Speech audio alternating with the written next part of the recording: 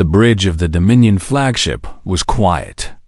Fleet Commander Docra sat on his throne made of black metal, watching the stars move slowly on the large screen in front of him. His gray skin looked almost blue in the light of the holographic displays. His four eyes blinked one pair at a time, a sign of boredom among his species. 800 warships followed behind his flagship. 800 vessels of death and conquest, each one carrying thousands of soldiers ready to fight and die for the glory of the violent Dominion. They had crossed 3 star systems to reach this place. They had come to add another world to their empire. The target was a human colony, a small world called New Buzzin, home to 12 million of the soft, pink creatures that called themselves humanity. Docra had studied the reports about humans. They were weak. They had no natural weapons, no claws, no armored skin. They lived short lives and spent most of that time fighting among themselves. Easy prey. "Commander," said the censor officer, a young female named Veka. Her voice held a note of confusion. "I am detecting a contact at the edge of the system." Docra did not look away from the main screen. "Describe it." "One ship, Commander. Small. No military signature. It appears to be a civilian transport vessel." Now Docra turned his head. His mandibles clicked together in what passed for a smile among the violin. "One ship? They send one ship to meet us?" "Yes, Commander. It is holding position directly in our path." Laughter spread across the bridge. Officers and crew members alike found humor in this. The Dominion had conquered 12 star systems in the last 100 years. They had crushed species with fleets 10 times larger than this one. And the humans sent a single transport ship to greet them. "Perhaps it is a messenger," suggested Docra's second-in-command, a scarred veteran named Tarek. "Coming to negotiate surrender before we even arrive." "Perhaps," Docra agreed. "Open a communication channel. Let us hear what this brave little human has to say." The main screen flickered. The star field disappeared and was replaced by the inside of a small ship. The bridge, if it could be called that, was tiny. Only 2 seats. Simple controls. Nothing military about it at all. In the captain's chair sat a human female. She had black hair pulled back from her face and dark eyes that seemed very calm. She wore no uniform, just simple gray clothing that looked comfortable rather than official. She was not old, but not young either. Maybe 40 years by human counting. Behind her sat a human male. He was younger, maybe half her age. He had a kind face and watched the screen with curiosity rather than fear. "I am Yuna," said the woman. Her voice was steady and clear. "Captain of the freighter Dameline Seed, I represent the human collective." Docra leaned forward on his throne. He enjoyed this part. The moment when prey realized how small they truly were. "You represent nothing," he said. "Your world will belong to the Dominion within the day.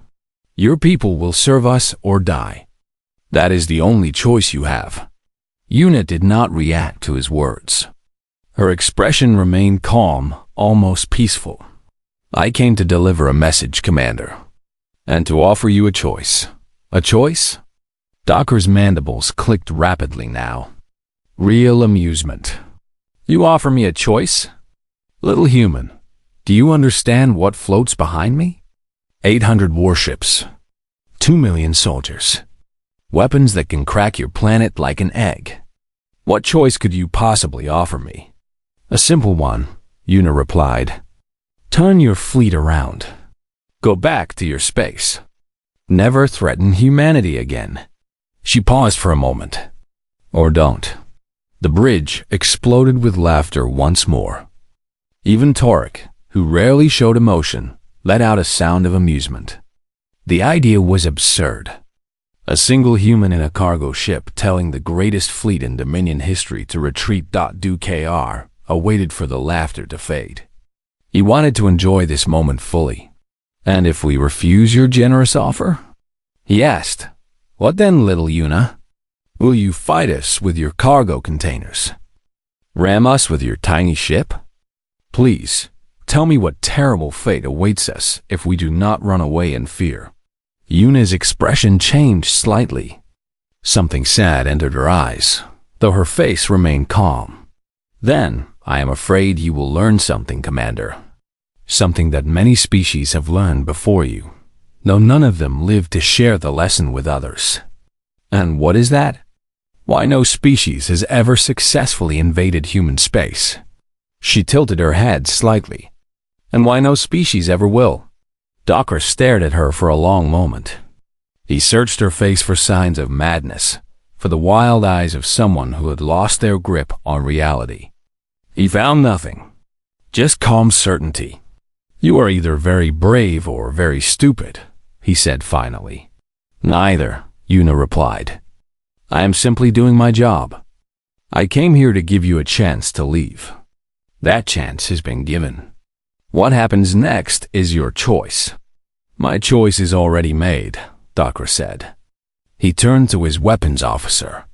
"Destroy that ship. Let the humans see what awaits anyone who stands against the Dominion." "Wait," Yuna said. Not pleading, not desperate. Just a simple request. Docker raised one hand to pause the weapons officer. "Yes?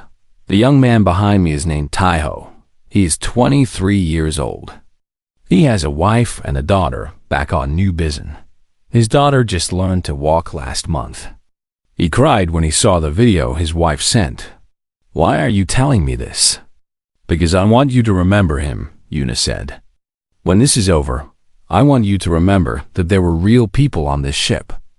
People with families. People who came here not to fight you, but to ask you one last time to make a different choice." Taiho, the young man, raised his hand in a small wave. He was smiling slightly, though there was fear in his eyes. He was brave, Docker realized. Terrified, but brave. "Your sentiment is touching," Docker said. "But meaningless. In war, everyone has families. Everyone has stories. It does not change anything." "No," Yuna agreed. "I suppose it does not. But I wanted you to know anyway." She leaned back in her chair. Her hands rested on her lap, fingers relaxed. She looked like someone waiting for a bus, not someone about to die. "We are done talking," she said. "Do what you came here to do, Commander. Make your choice." Docker felt a strange sensation in his chest. Something that might have been doubt in a lesser being. This human was too calm, too certain.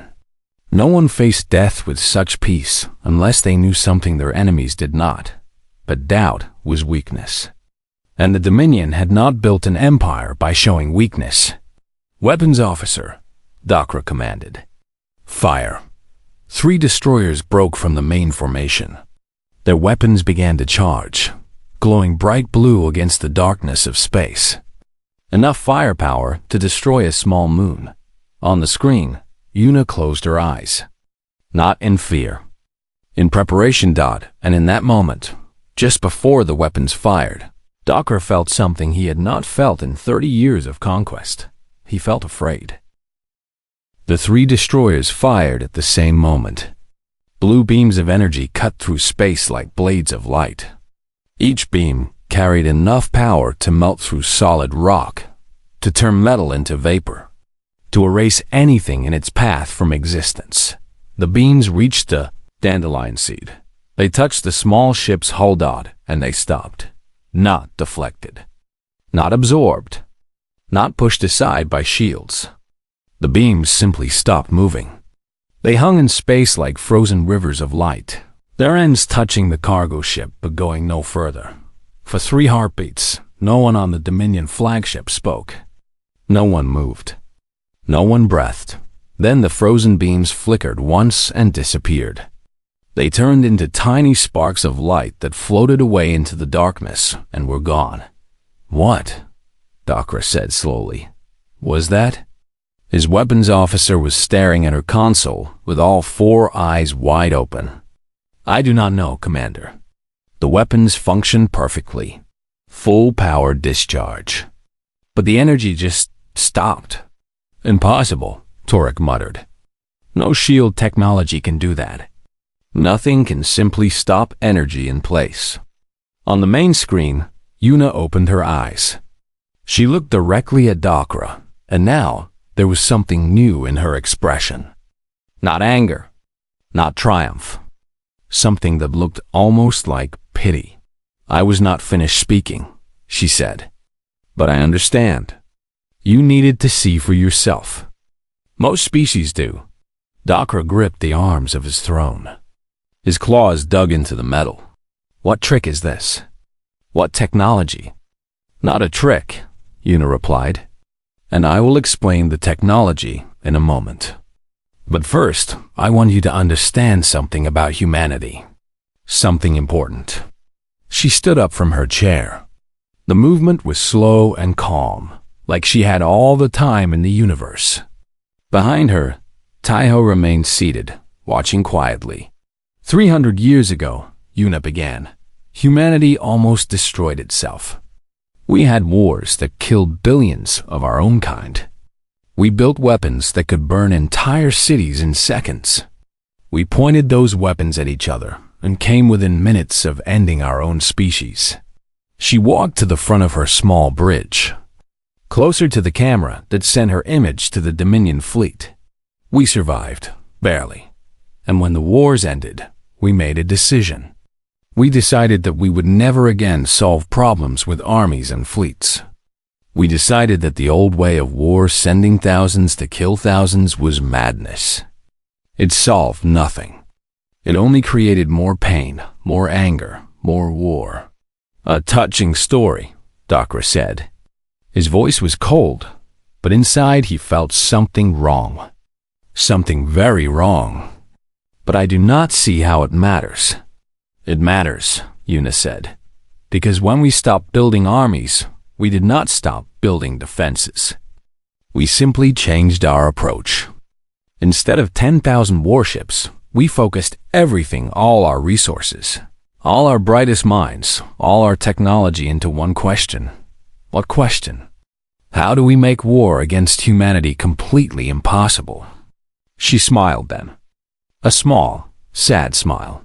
It took us 300 years to find the answer.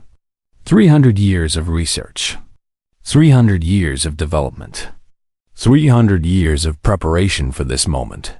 The moment when someone would come to our door with violence in their hearts. Dakra wanted to order another attack. He wanted to unleash all 800 ships at once and destroy this strange woman and her impossible cargo vessel. But something held him back. The same instinct that had kept him alive through 30 years of war. And what answer did you find? He asked. Yuna raised her hand and pointed at the space around her ship. We built the threshold network. The space around the dandelion seed began to change. It started slowly. A shimmer in the darkness, like heat rising from hot stone. Then the shimmer grew brighter, spreading outward in all directions. Reality itself seemed to bend and twist where the light touched it, and from the shimmer, things began to emerge. They came from nowhere. From hidden places that should not exist. From folds in space that Dominion science said were impossible. They unfolded like flowers blooming in fast motion, expanding from points of light into massive structures of metal and energy. Weapons platforms. Hundreds of them.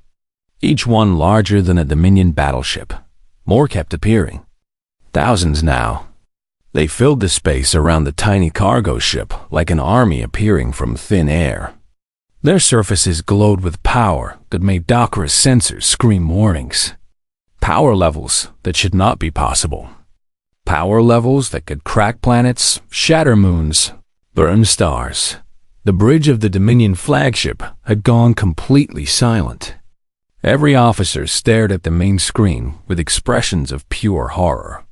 The threshold network, Yuna continued, her voice still calm, exists in compressed space. Hidden dimensions. Places that your science does not even know about yet. It has been waiting here, around every human world. For 200 years, watching, waiting, ready. She gestured at the platforms that now surrounded her ship like a wall of death. You see 800 warships, Commander. The Threshold network sees 800 targets. It can destroy them all in seconds. It can do the same to your homeworld, your colonies, every ship and station your empire has ever built. It has the power to end your species before your next sunrise. Dakra found that he could not speak. His mouth opened and closed, but no words came out. This is not a threat, Una said. This is simply truth. We have the power to destroy you utterly and completely. We have had this power for 200 years, and we have never used it. She walked back to her chair and sat down. Because we do not want to, she said. We built this network so we would never have to use it. We built it so that when someone came with guns and ships and dreams of conquest, we could show them absolutely, undeniably, that violence against humanity is pointless. That there is no victory to be won. That the only choice is peace or death. She folded her hands in her lap. You can still leave, Commander. Turn your ships around. Go home. Tell your empire what you saw here. Tell them that humanity does not want war. Tell them that we only want to be left alone.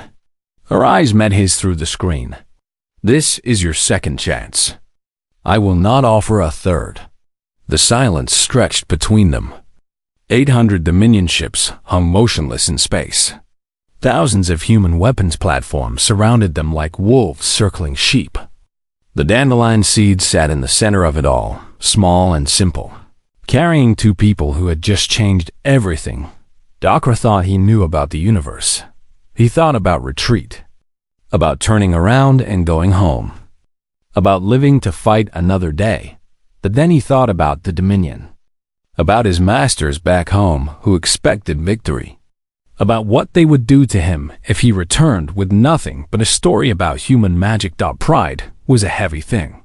Pride and fear together were heavier still. All ships, Dakra heard himself say, attack formation. Target the weapons platforms. Destroy them all. On the screen, Una closed her eyes again. A single tear ran down her cheek. I'm sorry, she whispered. I truly am. And then the sky began to burn. 800 ships fired at once. The darkness of space disappeared behind walls of light. Missiles left their tubes in clouds of fire and smoke. Energy beams cut through the void in every direction. Kinetic rounds flew at speeds that would punch through mountains. The Dominion fleet unleashed everything it had, every weapon, every reserve, every bit of destruction they could throw at the human weapons platforms. It was the largest attack in Dominion military history. Enough firepower to destroy entire worlds. Enough death to end civilizations. The Threshold network did not move. The platforms hung motionless in space, their surfaces glowing with soft blue light. They looked almost peaceful, like sleeping giants waiting to wake. The first missiles reached them and disappeared, not exploded, not destroyed, simply ceased to exist.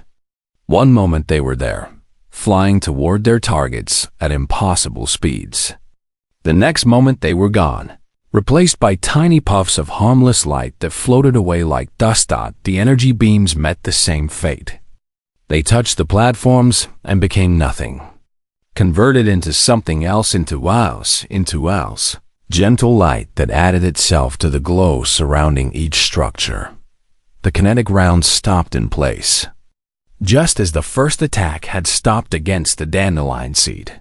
They hung frozen in space for a heartbeat, then crumbled into powder that drifted away on invisible winds. Dakra watched his entire attack disappear like dreams fading in morning light. Not one weapon touched the platforms. Not one piece of damage was done. Fire again, he ordered. All ships, continue firing. They fired again. And again. For 5 full minutes, The Dominion fleet poured everything they had at the Threshold network. Missiles by the thousands. Beams by the hundreds. Every weapon every ship carried sent screaming toward the enemy. None of it mattered. The platforms absorbed everything. Converted everything. Made everything harmless. They did not even seem to notice the attack, like mountains ignoring the rain. "Impossible," Torek whispered. His face had gone pale beneath his gray skin. "This is impossible."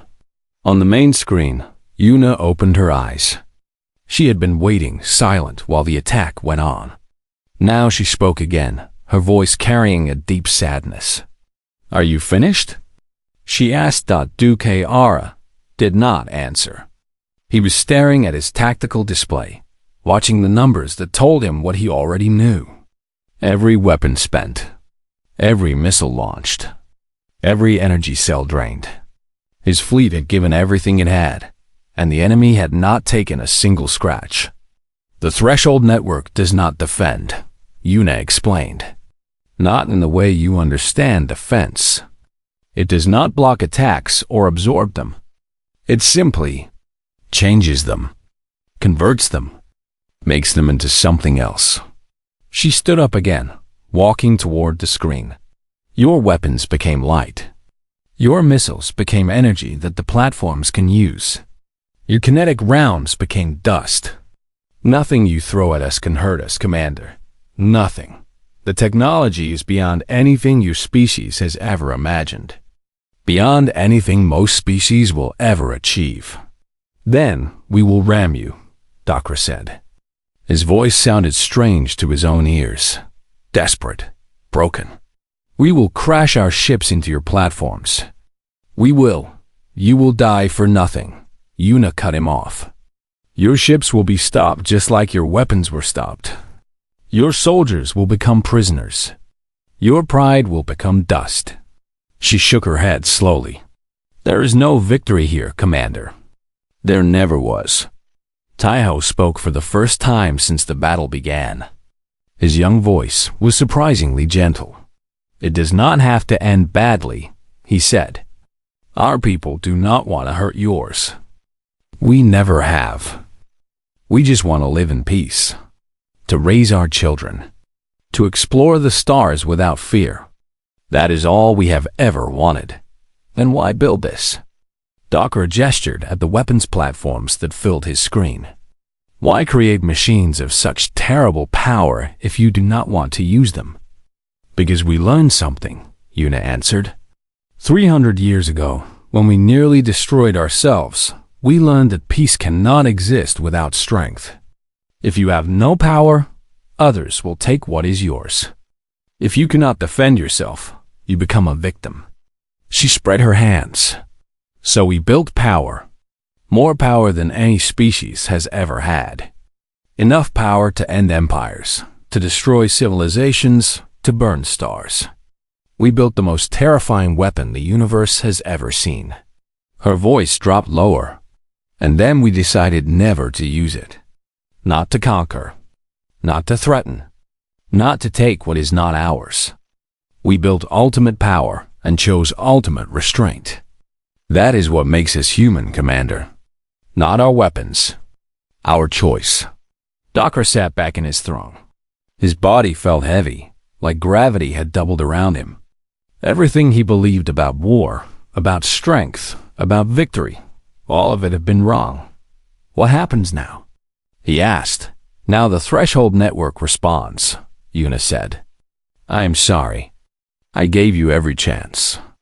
You chose to fight." The platforms began to move. For something so large, they moved with impossible grace. They glided through space like fish through water, positioning themselves around the Dominion fleet. Their blue glow brightened, and small points of light appeared on their surfaces. Weapons. The platforms were preparing to fire. "All ships," Dakra commanded. "Evasive action. Scatter formation. Try to escape." The fleet tried to run. 800 ships turned in every direction, their engines burning at maximum power, desperate to find a way out of the trap that had closed around them. but the platforms were everywhere. They had spread out to form a sphere around the entire Dominion force. No direction was safe. No escape was possible. "Taiho," Yuna said, "how long do you think it will take?" The young man looked at his console. 3 minutes, he said quietly. "Maybe less." 3 minutes, Yuna repeated. She looked at Dakra through the screen. 3 minutes to end the greatest fleet your empire has ever built. 3 minutes to change the course of history. She sat down in her chair. "Watch carefully, Commander. Remember everything you see. Because you will need to tell this story someday. You will need to explain to your people what happened here. And why." The platforms fired dot lines of golden light shot from thousands of points at once. They crossed the darkness in perfect patterns, each beam finding a target with accuracy that seemed almost supernatural. They were beautiful, Dakra realized. Beautiful and terrible. The first beams hit his ships, and what happened next would stay with him for the rest of his life. The golden beams struck the first line of Dominion warships. Dakra expected explosions, fire, death. He expected to watch his ships torn apart, their crews screaming as they died in the cold darkness of space. That was how war worked. That was how it had always worked. But no explosions came. The beams hit the weapon systems of each ship with surgical precision. Not the bridge, not the engines, not the life support systems. Just the weapons. Missile tubes melted shut in an instant. Energy cannons went dark. Kinetic launchers fused into solid lumps of useless metal. Ship after ship lost its ability to fight. One heartbeat, they were warships. The next, they were helpless cargo vessels floating in the void. "Report," Dakra demanded. His voice cracked on the word. "We have lost all weapons," his tactical officer said. Her hands were shaking over her console. "Primary, secondary, and emergency systems. All disabled. All destroyed. Casualties?" The officer looked at her screen for a long moment. Her 4 eyes blinked in confusion. "None, Commander. No casualties reported." Dakra did not understand. "That is impossible. We were just attacked." "I know, Commander, but the beams only hit our weapons. Nothing else. Our crew is fine." On the main screen, the battle continued. Wave after wave of golden light swept through the Dominion fleet. Each wave targeted something specific. Weapons first, then engines. Dakra watched his propulsion officer report that their engines had gone silent, not damaged, just turned off somehow. Deactivated from the outside. Then the communication arrays. One by one, his ships went dark as their ability to talk to each other was taken away. The tactical display that showed him the positions of his fleet began to empty as the connections broke. Shield generators overloaded next. Not destroyed, but pushed beyond their limits until they burned out and failed. Every ship became naked, exposed, completely vulnerable. And still no one died. 2 minutes had passed since the platforms started firing. 2 minutes of complete destruction. 2 minutes of watching the greatest fleet in Dominion history become a collection of drifting metal boxes. And not a single soldier had been killed. Why? Dakra found himself asking out loud. Why are they not destroying us?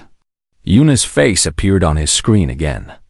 The firing continued around her small ship, but she seemed to exist in a bubble of calm. "Because that is not who we are," she said. "I told you, Commander. We built the power to destroy, but we chose not to use it." "You are destroying us," Dakra said bitterly. "No, we are defeating you. There's a difference." Yuna leaned forward slightly. "Your ships are disabled. Your weapons are gone. Your ability to fight has ended, but your crews are alive. Your soldiers will see their families again. Your children will have fathers. Your mothers will have sons." She pointed at the chaos on his screen. "Look at what is happening. Really look. We could kill every single person in your fleet. The Threshold Network has the power to vaporize 800 ships in a single heartbeat. Instead, we are spending 3 minutes carefully, precisely, taking away your ability to harm us while leaving your ability to live completely untouched. Dakra watched. He watched the destroyer lose its engines without losing its life support. He watched a carrier become helpless without becoming a tomb. He watched the most powerful weapons in the galaxy being used not to kill, but to disable. This is mercy, Yuna said. This is what it looks like when someone who could destroy you chooses not to. This is what it looks like when power is used for something other than death. 3 minutes ended. The golden beams stopped firing. The Threshold Network hung motionless again, its blue glow fading back to soft, gentle light. 800 Dominion ships floated in the darkness, silent and still. Not one of them could move. Not one of them could fight. Not one of them could do anything except drift and wait. It is done, Taiho said quietly from his seat behind Yuna. All ships disabled. No casualties detected. Thank you, Yuna said to him. She turned back to face Dakra. Rescue vessels are being sent from New Bizen now. They will reach your fleet within 4 hours. They will provide medical care, food, water, and temporary life support for any ships that need it. Dakra sat in darkness. The lights on his bridge had gone dim when the power systems failed. Only emergency systems remained, casting everything in faint red shadows. What will you do with us? He asked. We will help you, Yuna said simply. Your wounded will be treated. Your ships will be given enough power to reach Dominion space. Your soldiers will be returned to their homes unharmed within 1 week. Just like that? You defeat us utterly and then send us home? Yes. Why? The question came out almost as a shout. Why show mercy to an enemy who came to enslave you? Why let us go when we would have killed every human on that planet? It makes no sense. Yuna was quiet for a moment. When she spoke again, her voice was soft. Commander, do you know what revenge creates? Dakra did not answer. More revenge, Yuna said. Always more. You hurt me, so I hurt you. I hurt you, so you hurt me back. The cycle never ends. It just grows larger and more terrible until everyone is dead. She stood up and walked closer to the screen. 300 years ago, humanity broke that cycle. We decided that we would not seek revenge. We would not create more pain to answer the pain done to us. We would defend ourselves, absolutely, but we would not punish. She gestured at the disabled fleet. Your ships could have died today. Your 2 million soldiers could have become ashes floating in space. Instead, they will go home. They will tell their families what happened. They will tell their friends. They will tell their leaders. Her eyes seemed to look directly into Dakra's soul. And every single one of them will remember that humanity could have destroyed them and chose not to. That, Commander, is more powerful than any weapon. That is how you end cycles of violence. Not with more violence, but with the choice to stop. Dakra sat in the red darkness of his broken ship. Around him, his officers wept. Some in shame. Some in relief. Some in confusion at a mercy they could not understand. You have won, he said finally. What more is there to say? Only this, Yuna replied. Go home. Tell your people what happened here. Tell them that humanity is not their enemy. Tell them that we want nothing from them except to be left in peace. And tell them that if they ever come back with weapons and war, she paused, we will defeat them again, and again, and again, as many times as it takes. And every single time, we will send them home alive to tell the story. She sat back down in her chair. That is the message, Commander. Learn it well. The screen went dark. Kr sat alone with his shame and his survival, waiting for the human rescue ships to arrive. The news spread across the galaxy like fire through dry grass. At first, No one believed it. The Velen Dominion, the most feared military power in the known universe, defeated by a single cargo ship and its crew of 2. It sounded like a joke. It sounded like propaganda. It sounded like the kind of story that children told to scare each other. But then the ships came home. 800 vessels drifted back into Dominion space. Their engines running on borrowed human power cells, their crews alive and unharmed. 2 million soldiers returned to their families with stories that made no sense and yet were clearly true. They had seen the Threshold Network with their own eyes. They had felt their weapons turn to nothing. They had experienced mercy from an enemy that could have destroyed them. The Dominion government tried to hide what had happened. They called it a tactical retreat. They claimed the fleet had withdrawn due to mechanical problems. They punished anyone who spoke the truth. But truth is difficult to contain. Within a month, everyone knew. The conquered worlds that lived under Dominion rule heard the whispers first. Then the whispers became conversations. Then the conversations became shouts. The Dominion's power had always rested on fear. They won because other species believed they could not be defeated. They ruled because other species believed resistance was death. They conquered because other species believed they had no choice. Now, they knew better. The first rebellion started on a world called Catherine, 3 weeks after the fleet returned. The people there had lived under Dominion control for 60 years. They had been slaves, servants, less than nothing. But they had also heard the stories from the soldiers who came back from human space. If the Dominion could be defeated, they could be resisted. If the Dominion could be humiliated, they could be overthrown. The Catherine uprising succeeded in 9 days. More rebellions followed. Planets that had been quiet for generations suddenly rose against their masters. Species that had forgotten how to fight remembered. The fear that had held the Empire together began to crack and crumble. Within 6 months, the Dominion had lost 7 of their 12 conquered systems. Within a year, they had lost everything except their home world. An empire that had taken a century to build fell apart in 12 months. Not because humanity destroyed it, but because humanity showed that it could be destroyed. The idea was more powerful than any weapon. Commander Dakra was brought before a tribunal on his home world. They needed someone to blame, and he was the obvious choice. The commander who had led the greatest fleet in history to the greatest defeat in history. He stood before the court in chains, listening to the charges against him. Failure, cowardice, treason. They wanted to execute him. They wanted to make an example. But Dakra had one thing left to give. The truth. "You ask why we lost," he said when they finally let him speak. "You want to know what went wrong. I will tell you."